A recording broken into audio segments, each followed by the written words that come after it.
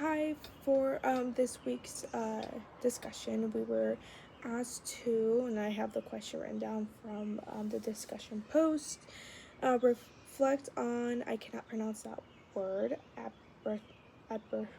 Bethany chapter, I think it's pronounced, historical context, describing your own words. Why would it be important to know the historic and cultural context of the biblical text? And for me, it's like answering that question.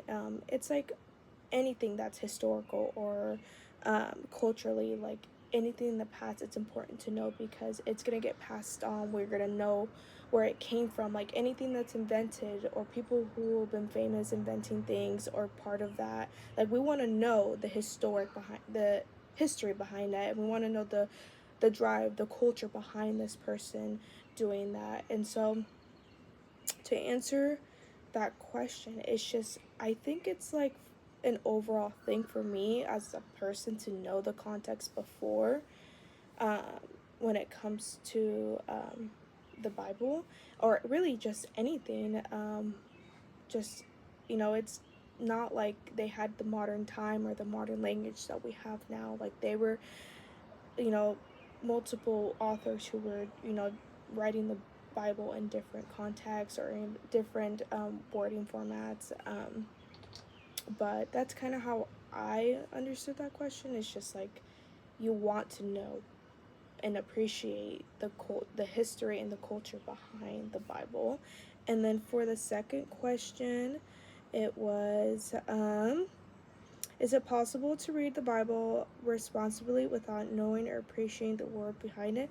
I would say no because, to me, it's like if someone was talking to me and they were talking about something they knew and then I didn't know, am I just gonna sit there and just take it and just nod like I understand? Personally, no. I want to ask questions like, oh, what does that mean? Like, oh, what are you talking about? Because I need to understand the context and appreciate what they're talking about that they are passionate about. That's kind of how I took that question. Um, but, it's just any really book or anything that we can appreciate overall. But yeah, that's kind of how I looked at that question. It's just like, do you just want to stand or not understand, or do you want to understand and appreciate what this person or whatever book, text, whatever you're reading, whatever someone's talking to you about? Do you want to know the background of it, or you're just gonna sit there and just not to like the most, I guess, like not brutal, but the most best way I could say this is like kind of like be fake about it.